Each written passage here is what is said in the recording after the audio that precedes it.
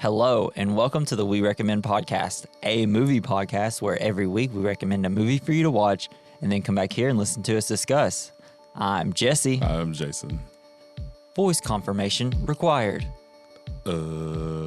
Accepted. Because this week we recommend WALL-E. WALL-E.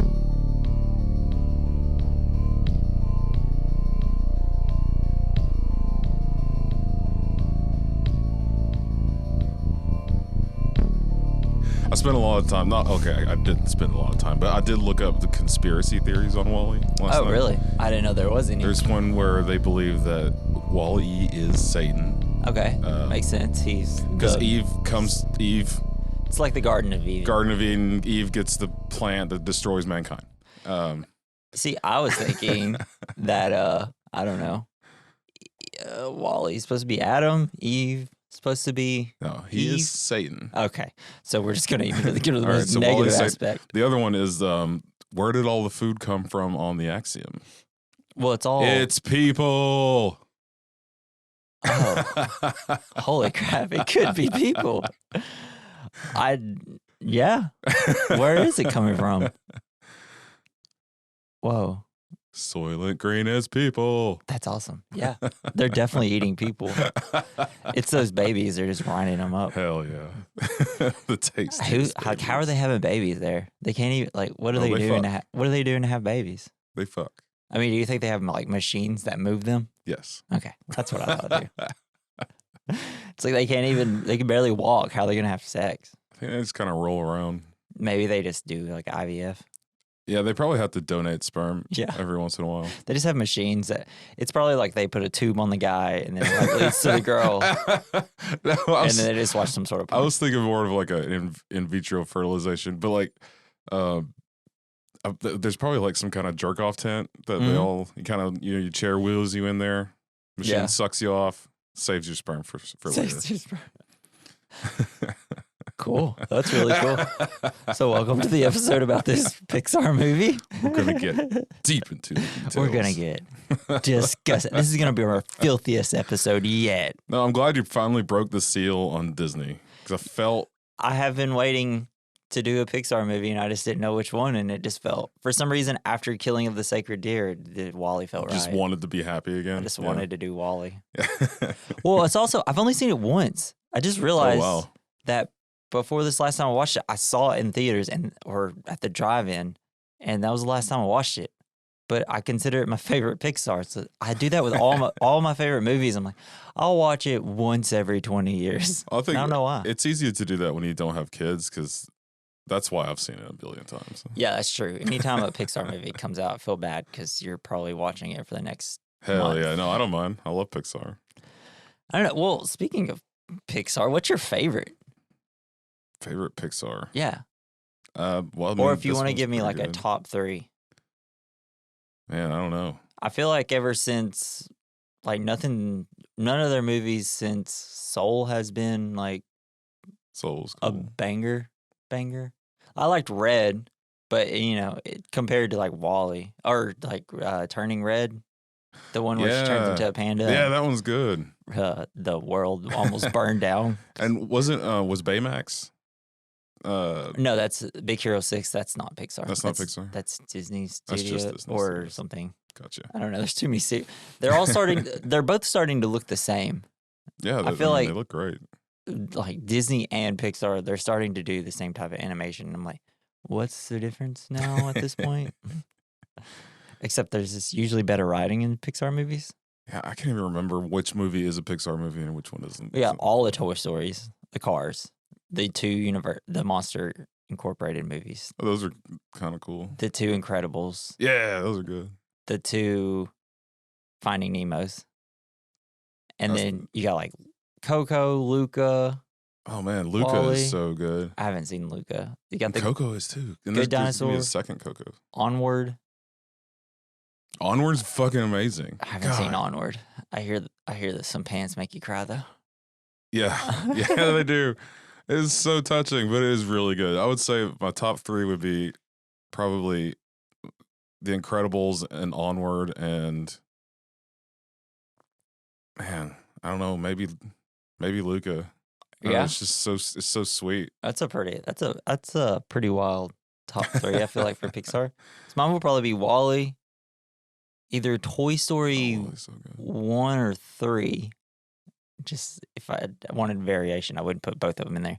And then it's probably either Finding Nemo or Monsters Inc. I don't know. Hell yeah. I guess it depends what mood I'm in.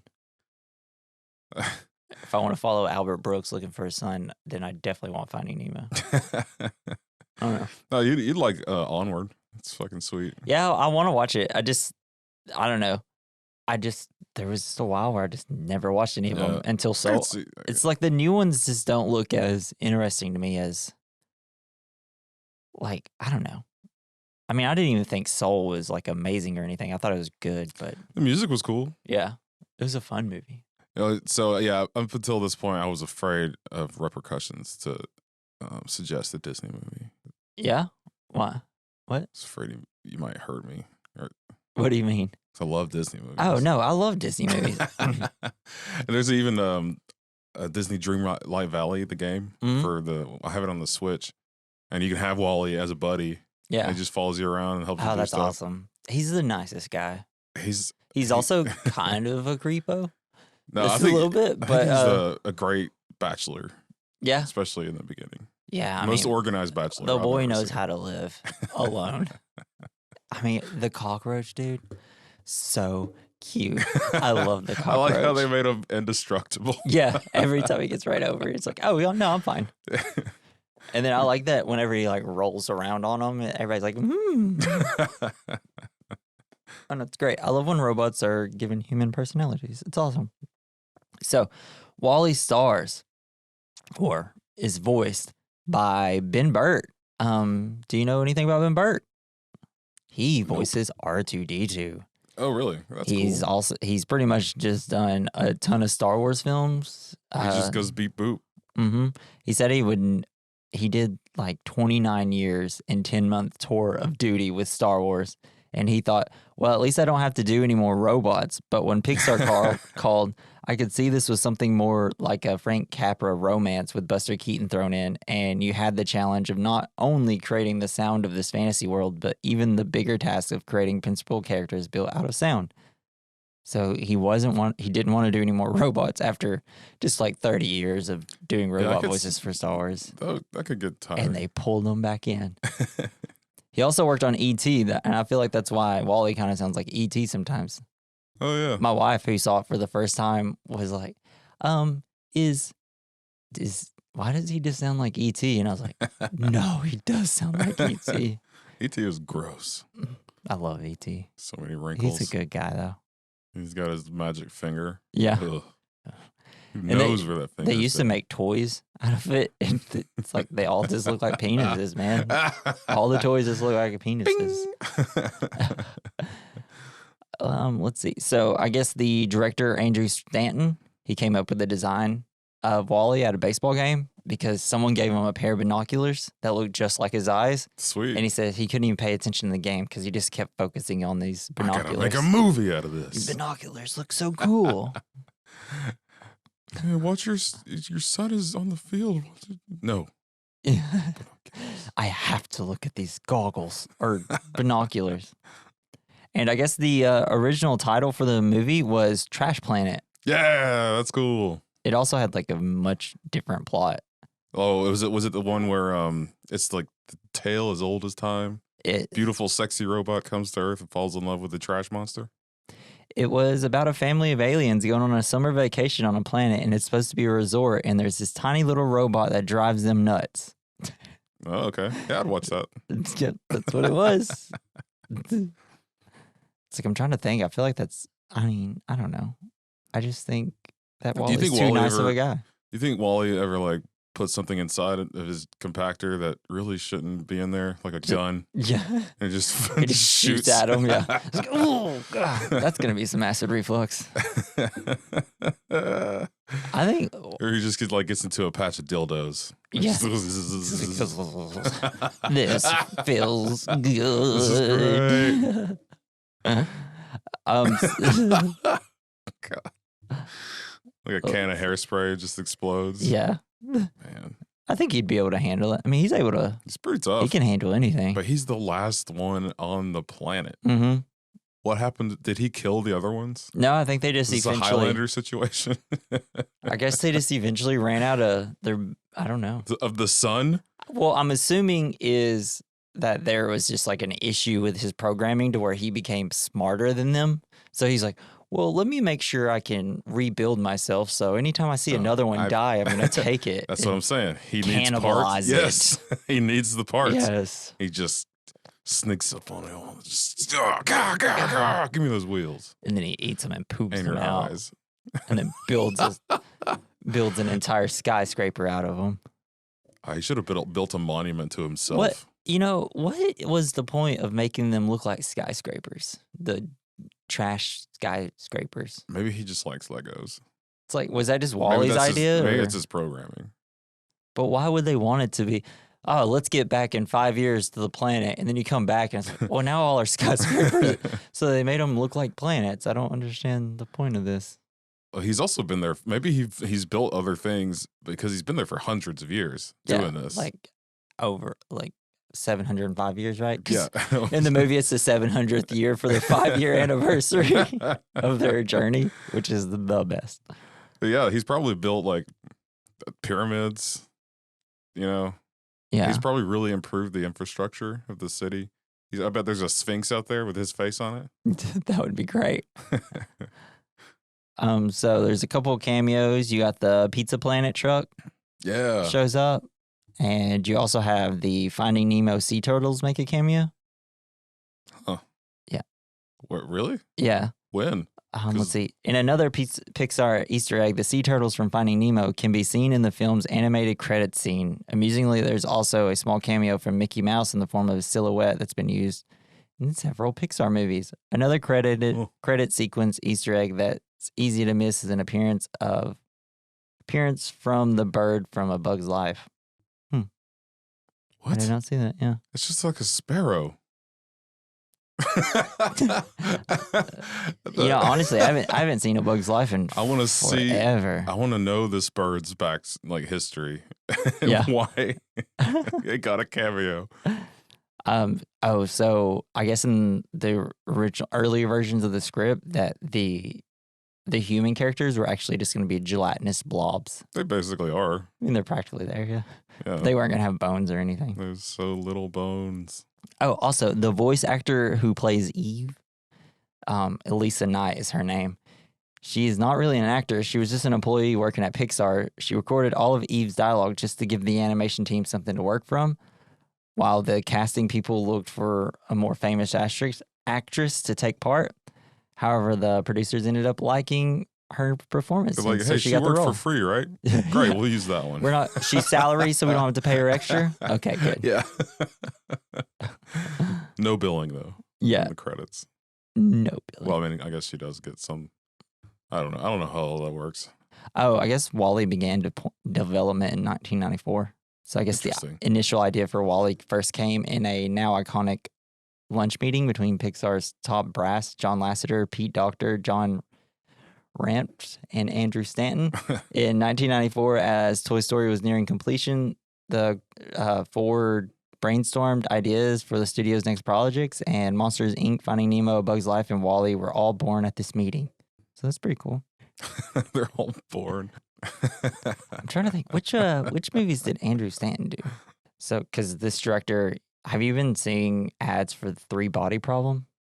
I have seen I guess the director of this also directed an episode of that. I don't know anything about it, but yeah, me neither. It just seems to be the craziest crap that shows up on my Facebook app with an ad. I'm like, what the hell is this? I can't wait till Fallout, the series, comes out. Oh yeah, I don't know.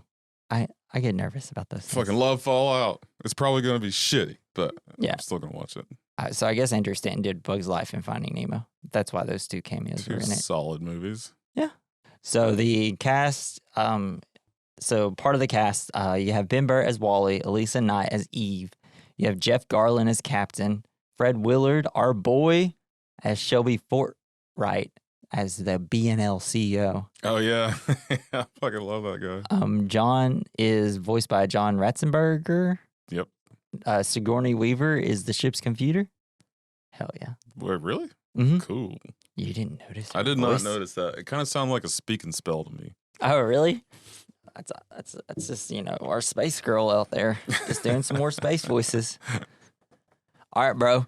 You ready to get into the movie? I want to see the sequel to this when the alien comes aboard the Axiom and destroy it. Or maybe he's hitched a ride to planet Earth. I want to see the sequel to where Eve and WALL-E have a baby. You just want to see them have sex. So. Pervert. Whatever. You're lost, bro. You're jealous. That's it. All right. So, approximately 700 years in the future, the Earth is overrun with garbage and devoid of plant and animal life. The consequence of years of environmental degradation and thoughtless consumerism. The surviving humans. Late-stage capitalism. Yeah, essentially. The surviving humans are living on a spaceship called Axiom after vacating Earth centuries earlier. Axiom is operated by a large corporation called By and Large, whose B&L logo appears even on the artificial sun visible from the ship's main concourse. It's pretty dope, though. B&L, bring them here. I think they're supposed to be Walmart. I think we already kind of have it. Yeah, totally Walmart. Well, then can I get a freaking chair that just wheels around by hovering? Yeah, but it's going to break. That's true. Made by Walmart. Yeah, it's going to break. You'd have to go to Target to get the good one. Or just I don't know. Just probably, I feel like more likely it's Amazon now, right? B&L is probably Amazon more than but they Walmart. don't really have any big Costco supercenters. Yeah, but I feel like eventually, once they finally take will. over. Yeah, when they take over the rest of the planet, yeah, they definitely will. It'll become a theocracy. The only one religion is Amazonia. Or what's with our god Jeff Bezos? Yeah. And then his disciples. Let's see, we got Elon Musk. God. Who else? Joe Rogan. I hate this religion already. So the original plan was for humans to live in outer space for 5 years while cleaning robots, WALL-Es, prepared Earth for recolonization. However, after 700 years, only one WALL-E remains. The movie starts at this point. There can be only one. Yeah. WALL-E spends all his days compacting debris into solid blocks and pooping them out. We see the giant trash skyscrapers. We got a roach. He's the cutest little guy we've ever seen. WALL-E has so much personality. It's great. It's all in his eyes. Now it makes so much sense that the director was obsessed with these binoculars because all his personality is right here. Yeah. I love it. Whenever he's trying to adjust so he can see, and he just kind of sits there and just if you saw it at home, and he's totally a Windows machine, right? Yeah. And Eve is Macintosh. And it's because you have, whenever he charges up, you have the so good. Like Windows 10 booting up. Yeah. When we see him ride around, we see a bunch of dead WALL-Es that are broken down. He replaces his parts from them, which is awesome. It's kind of it's kind of dark, but also awesome. Yeah. You just gotta remember, he's the only WALL-E with personality, hopefully. Otherwise, it'd be sad.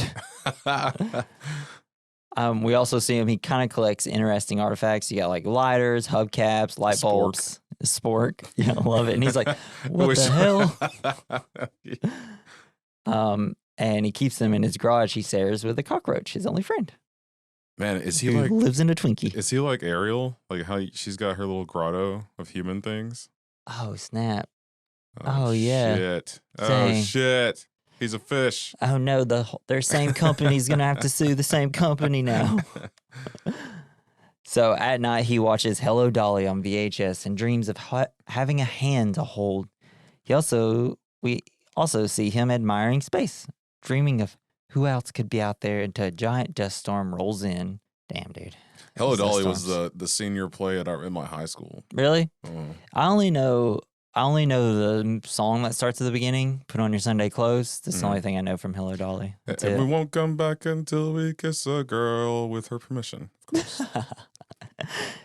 Yes. Was that part of the song, or is that just like a little added part for you? Yeah. So the next day, WALL-E wakes up and running out of battery, we see him charging up with the sun. He's all groggy. Yeah. When he wakes up, he's like, hungover from a long night of drinking oil or something.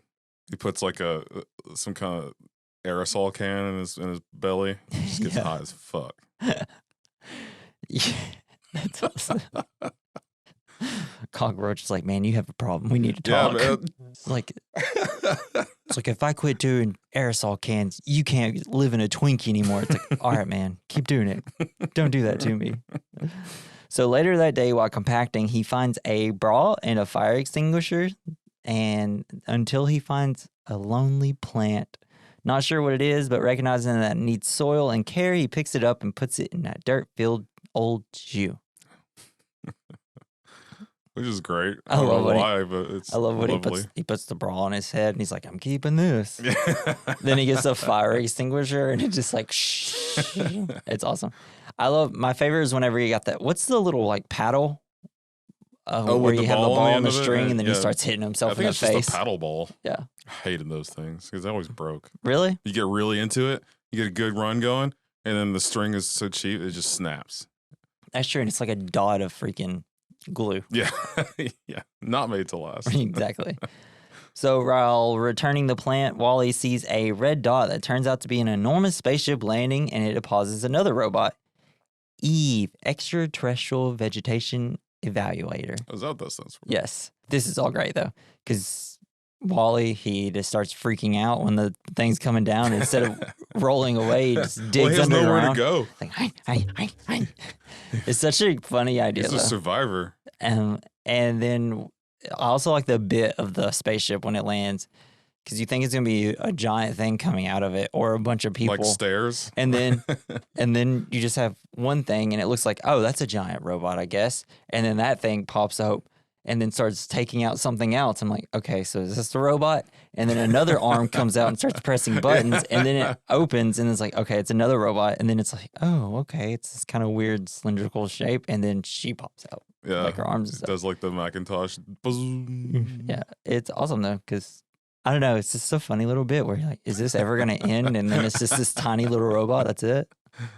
So we see her giant ship fly off. Then, because at first she comes in and she's just very serious and starts scanning the ground. But as soon as the ship flies off, she becomes free. And just kind of flies around, and it's beautiful and magic. It is very cool. The music is amazing. Yeah. I love when they're like this part where she's flying around, and then the second part where it's WALL-E and her flying around. It's great. Yo, she's fast, man. Yeah, she's she rules. Breaks the sound barrier. Eve crushes. So WALL-E is immediately smitten and hopes to hold her hand, though. But Eve is quick to use her plasma cannon, which can blast a hole through anything. And almost destroys the roach. Nearly got shot by her. WALL-E's kind of having a rough day at this point, because when the ship also blasts off again, he has to dig again. Then he tries to make contact with her like 3 times and gets shot at by her, essentially.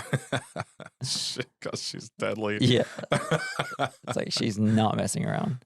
And while Eve is searching, Roach comes up to her. She shoots, but he lives through it, like always. And Can't kill me, bitch. Yeah, she likes Roach now because he like runs up her and is like, WALL-E makes a noise and then gets shot at again.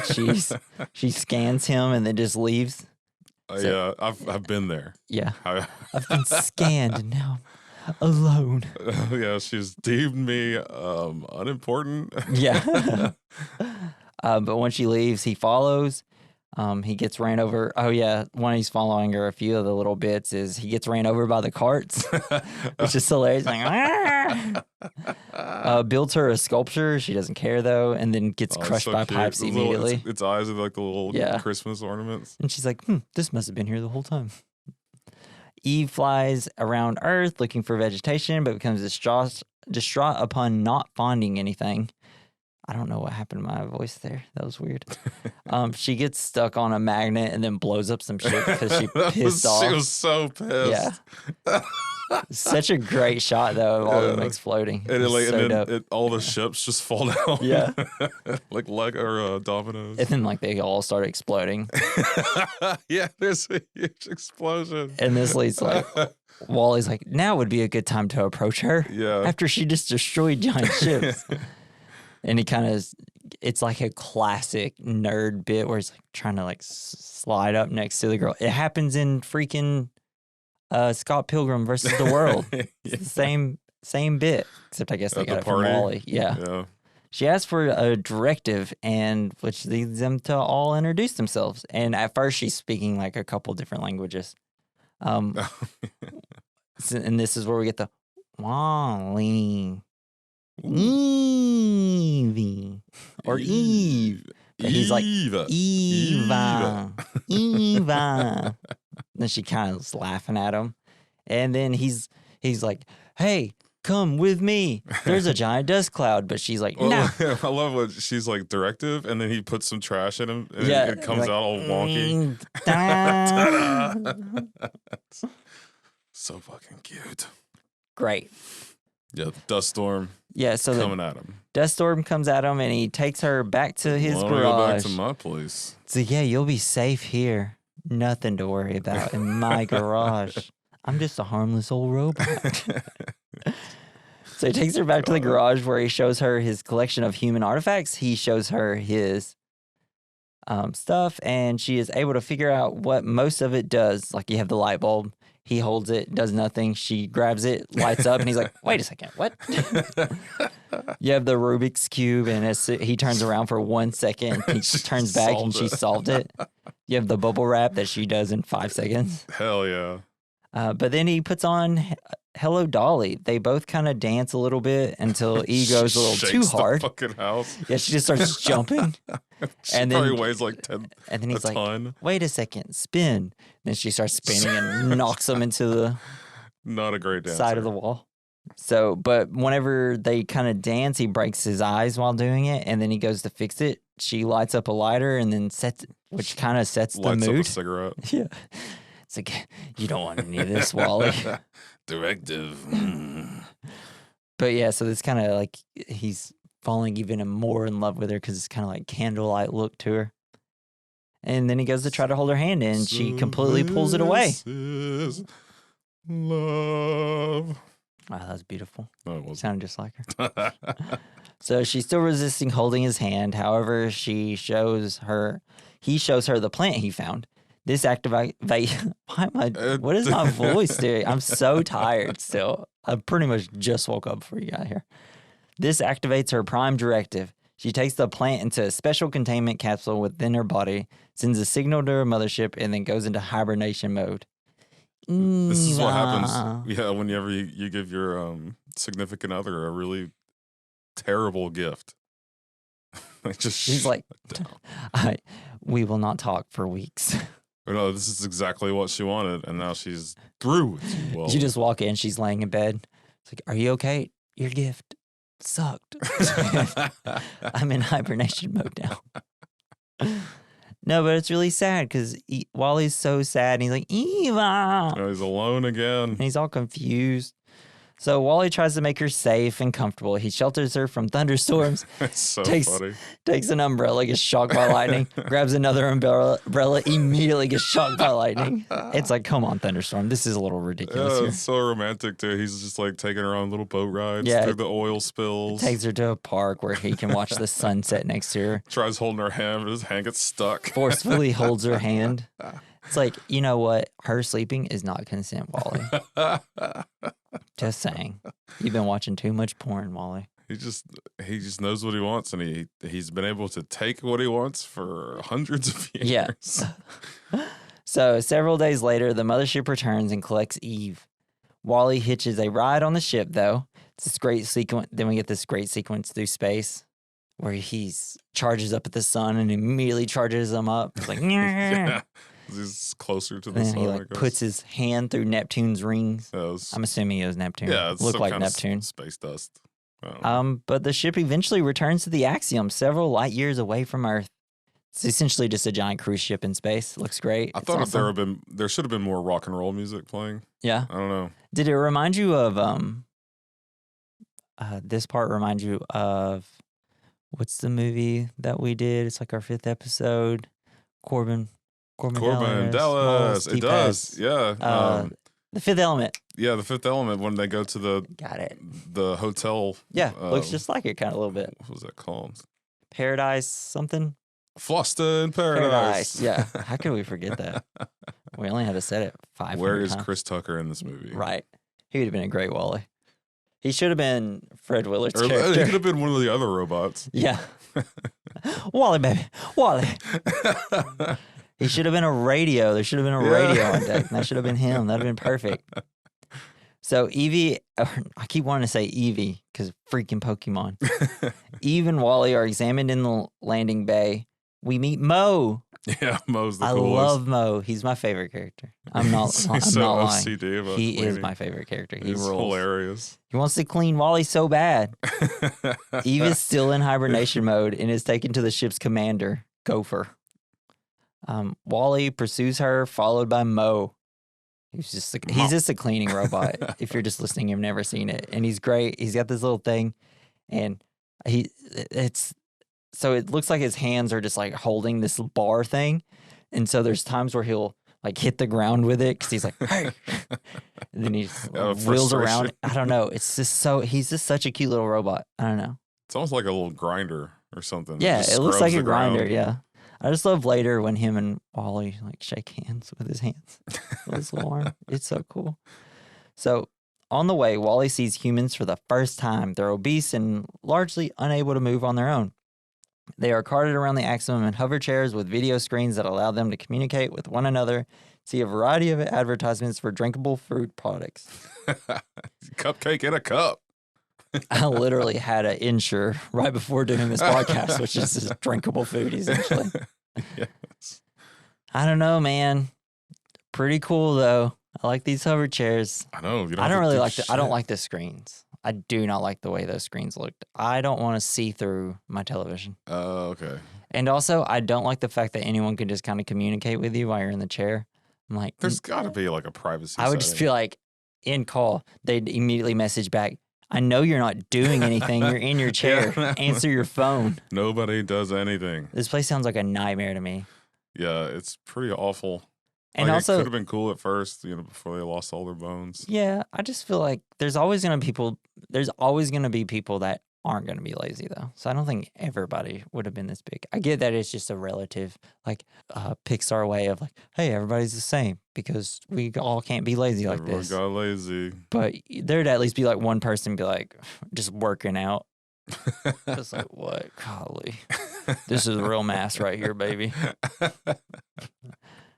But the drinkable food products, if it tastes good, I'd totally go for that. Like, if you could make a drink that tasted like a cheeseburger, I'd drink it. It's probably been done, But, like, actually tastes like a cheeseburger. Not like when you buy a cheeseburger flavored potato chips and taste it like, that just tastes like a salty cheeseburger. They're like a salty chip that almost thought about being a cheeseburger. So, when WALL-E accidentally knocks one of the humans, John, off his hover chair, WALL-E helps the man back into a chair and introduces himself. Confused and grateful, John introduces himself in return. Oh, I also forgot to say, everybody rides. So even the robots follow these little lines on the ground that kind of span off. Like the traffic lanes. Yeah, so when John gets knocked off the chair, he just kind of lands and everybody's about to run into him, and then like more lines come off, and then they can kind of go around them. Very efficient. It's really cool.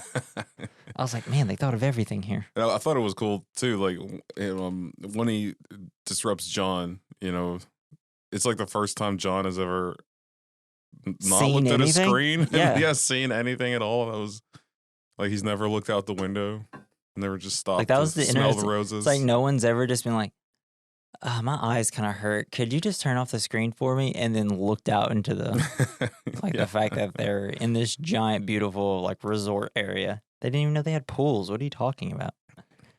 They had to be kids with some sort of attention, like weird attention span where they're like, oh, there's water. Let me jump. Well, unless the whole point of like the drinkable food is the fact to hurry up and get everybody fat so they can all just sit in their chairs and not be combative or anything. I don't know. Oh yeah, it's a kind of like to keep them, pacify them. Yeah, pacify them. Keep them. So it kind of seems like maybe a little later in the film. Stop them from asking any questions. Yeah. So WALL-E, trying to get to Eve on a train thing, knocks Mary, a woman, out of her hover chair, who's like in a comatose state because, you know, everybody in those chairs are. Like, she didn't even know they had a pool. Then he is finally with Eve because he's essentially been like, hey, move out of my way so I can get next to her.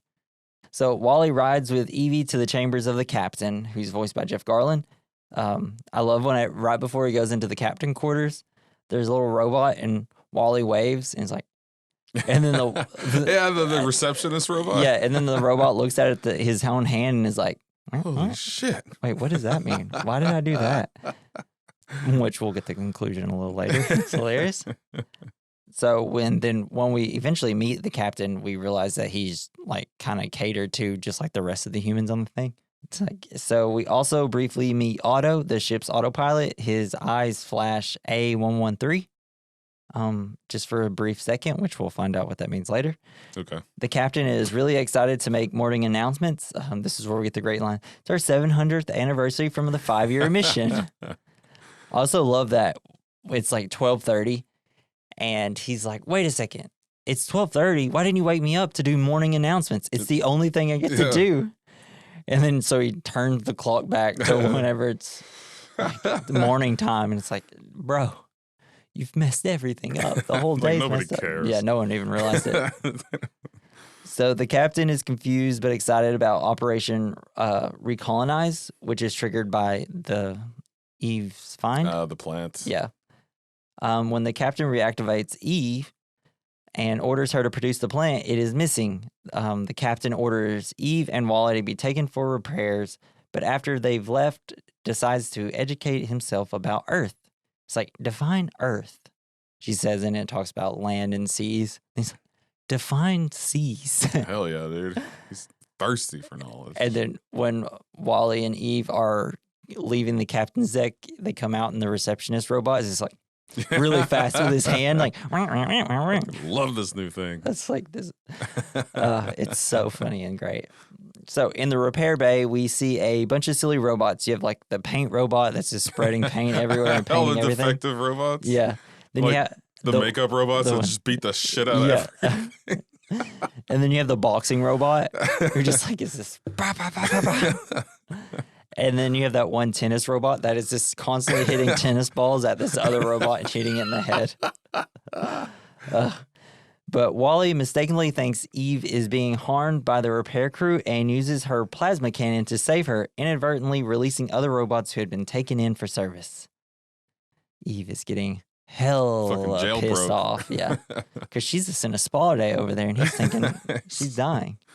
It's a classic, Austin Powers bit. Oh, yeah? You know, in the Austin Powers movies where they always do like a section of each of those movies where they're in like a tent and then you have the bad guys looking at him and it's always like, you have like someone, it looks like someone's putting their hand up his butt and stuff. So funny. So during the breakout, security robots take photos of them. The ship's computer announces to humans that Eve and WALL-E are all renegade robots. These dope shots. Yeah. She's holding things. You have angry Eve takes WALL-E to an escape pod to send him back to Earth. WALL-E is still wanting to hold her hand, though. He just keeps looking at his hand. It's like, WALL-E, man, you got to really read the room here. WALL-E only wants to go back if she goes. I love whenever he like gets in the ship and he's like, starts patting on the yeah, come on, let's go. Like, let's go. What are we waiting for? Come sit next to me, please. Before she can put him in the pod, they see Gopher putting the plant in the escape pod.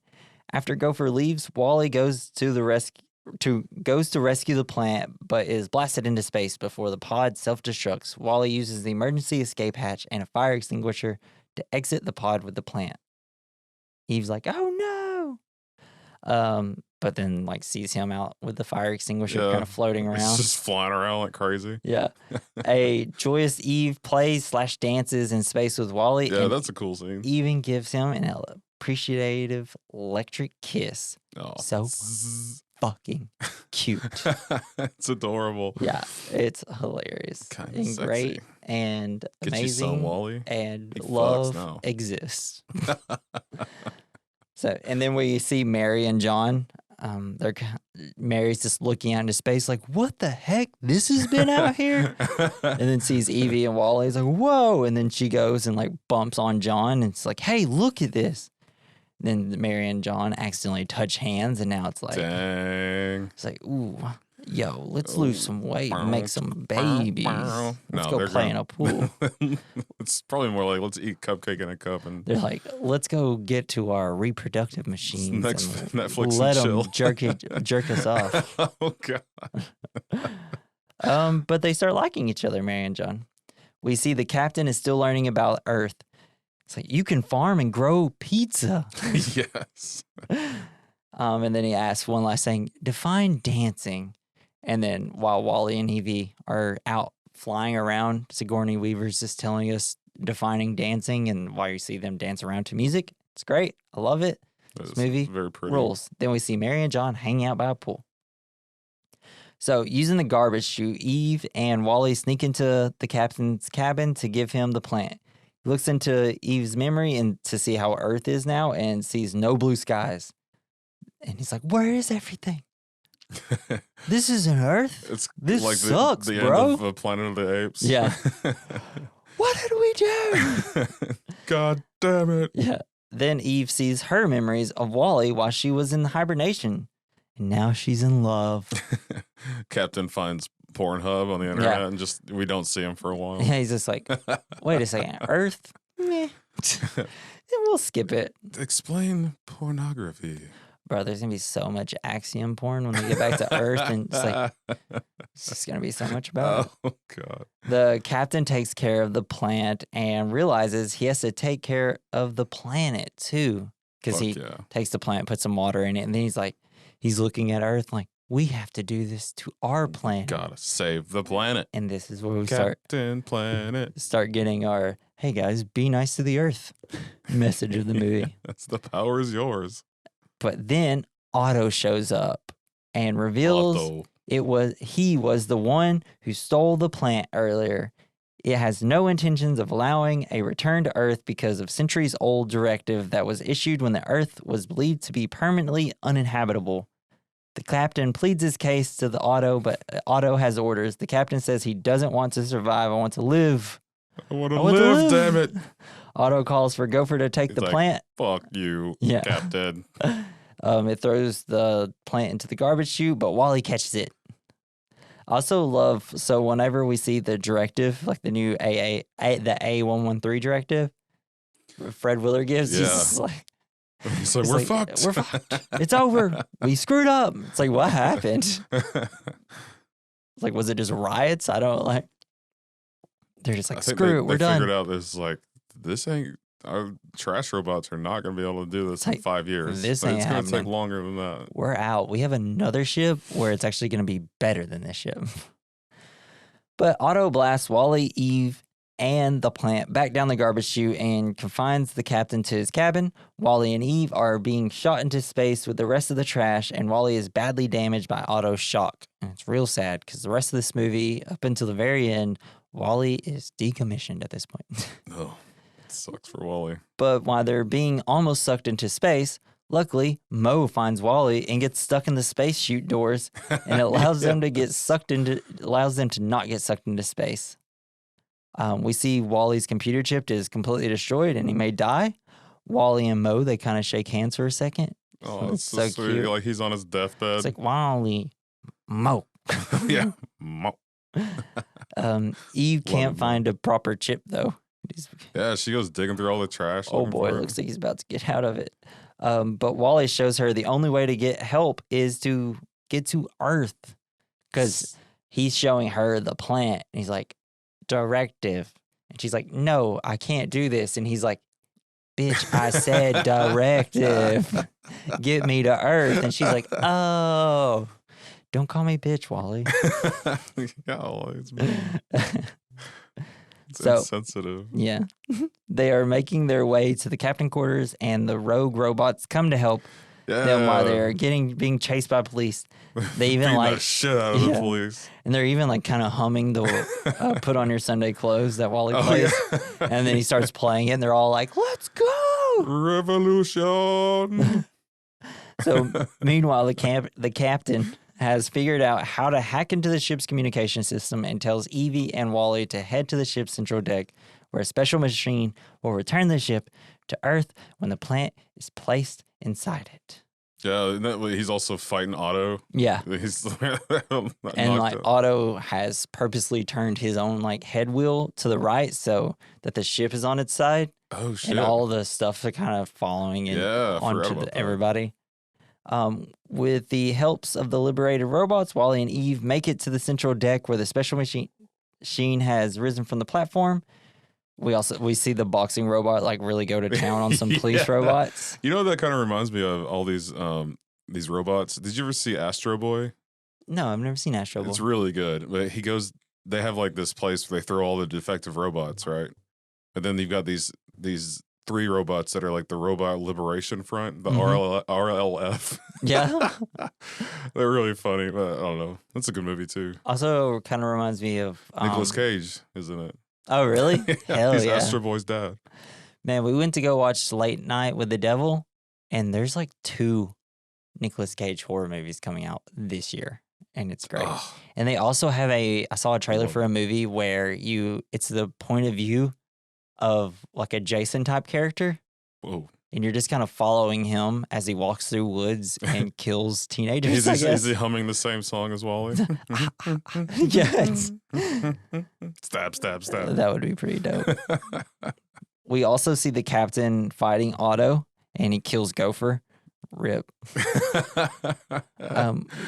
When the machine rises, all the humans are escorted to the plant machine. It's great. They're just like sleeping, just sitting there, but like little tubes fly over their heads.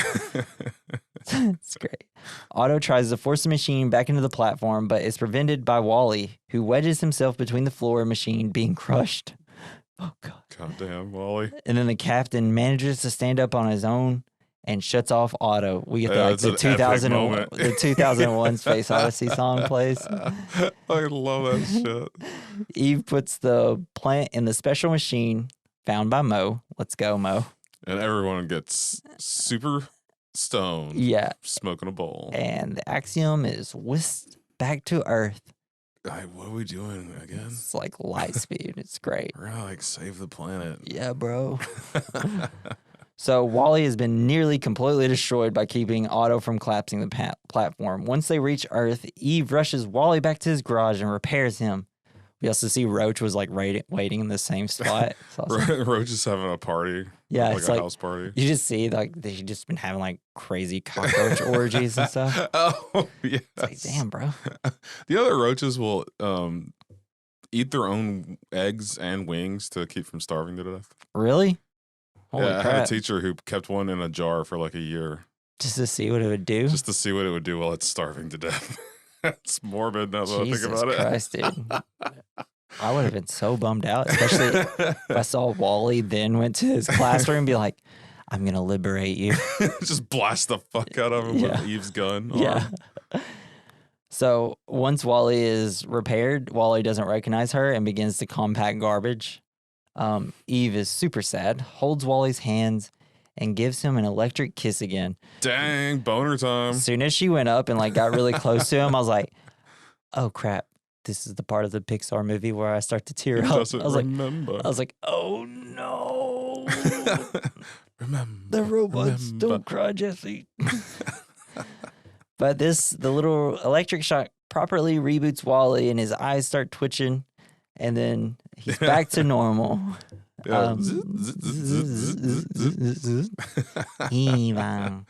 The captain teaches the other humans how to nurture the plants and heal the planet. He's like, we're going to grow pizza plants. Yes. Vegetable and pizza plants. I like where your head's at, John. Yeah. Or Captain. But then before the movie ends, we get like this long shot or this camera pan where we realize it's going to be much easier for them to grow and rebuild the city because just outside the city, plants have already begun to flourish. And the movie ends, and during the credits, we see them rebuilding the planet essentially back to normal. And I like how whenever you see the credits and like at first it starts off as caveman paintings and then gets fancier and fancier as you go they're kind of rebuilding society. Oh, nice. I didn't recognize that. And then that's the end of the movie. Fucking awesome movie. Mm-hmm. I love this movie so much. It's great. It's just like a little Pixar movie. So happy. They're just filled with joy. I know. It's amazing. All the cute little robots. Mo. Oh, I love Mo. Mo rules. He's the best. Apparently, they have another movie called, I think it's like a short called Burn E. I've never seen it. I need to go through and watch all these Pixar shorts. I've seen a lot of the shorts, but I don't think I've seen that one. Yeah. Man, it's just so. What is it about the movie that you like so much? What makes WALL-E better than other Pixar movies? I think because he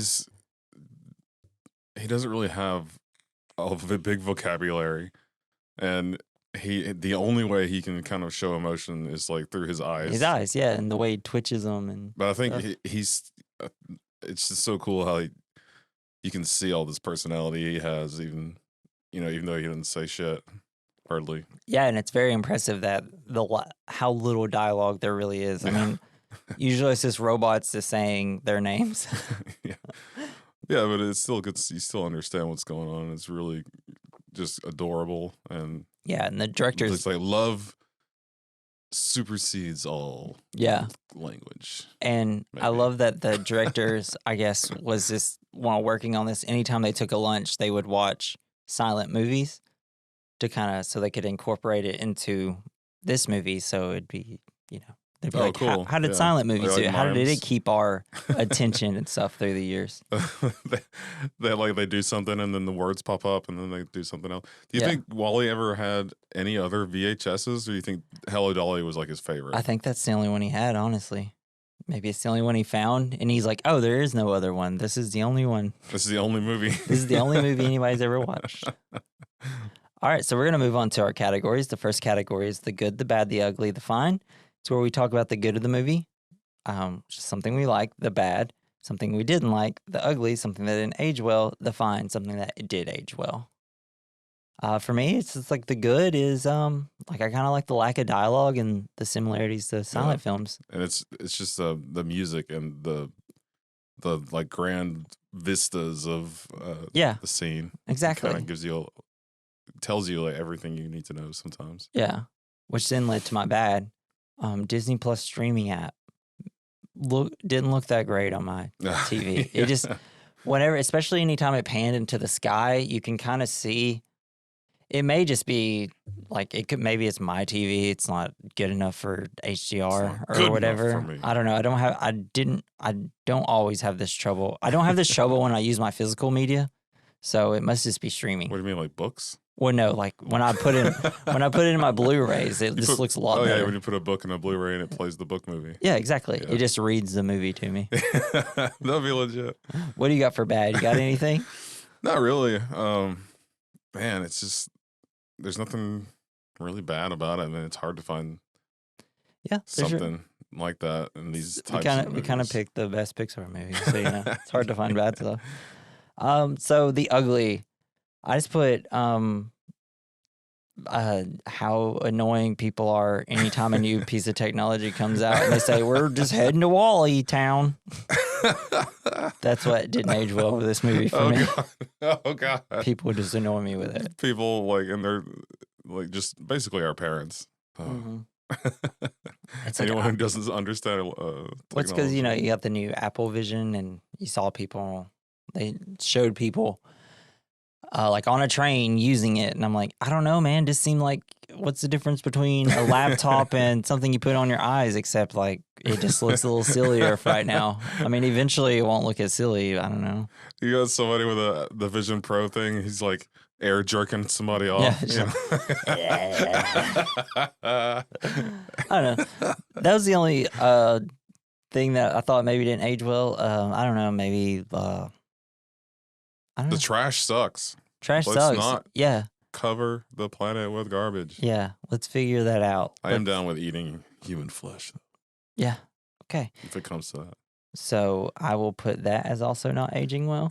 if like a year from now you get arrested and it's like, Jason had human meat in his house. It's like, crazy.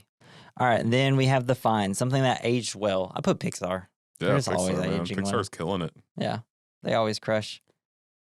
Just great movies with. I also like dystopia movies. I love that whole feel. Yeah. That's why I like Fallout so much. And this movie kind of reminds me of Fallout in some ways. Yeah, I love post-apocalyptic worlds, I guess. Post-eucalyptus. Post-eucalyptus worlds. Planet's overrun by koalas. Yeah. All right. Everybody's got the clap. So we're going to go to our next category called Double Feature. It's where we recommend a movie alongside this movie. And I picked I picked WALL-E. I picked E.T. Hell yeah. I was never really a fan of E.T. Wow, that's a bad take. But bad take by Jason. But now that you're talking about like Onward, God, I want to see Onward again. Yeah. You really you need to rewatch E.T., bro. What's wrong with you? Even as a kid, man, I never got into it. You're off the pod. You're off the podcast. I did go on the ride at Universal Studios. Dude, I love that ride. You see all the little miniature stuff? Yes. It's great because at first it's like regular E.T. and it's a little silly.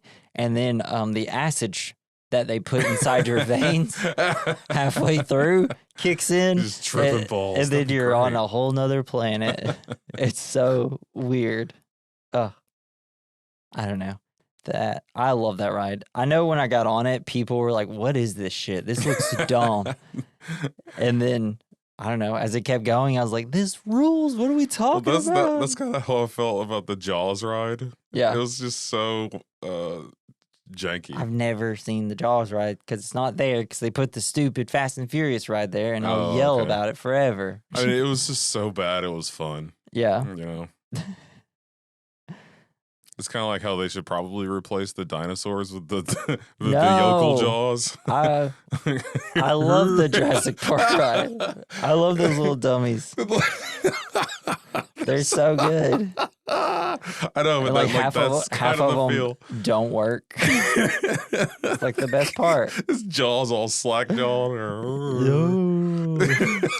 No wonder we went extinct.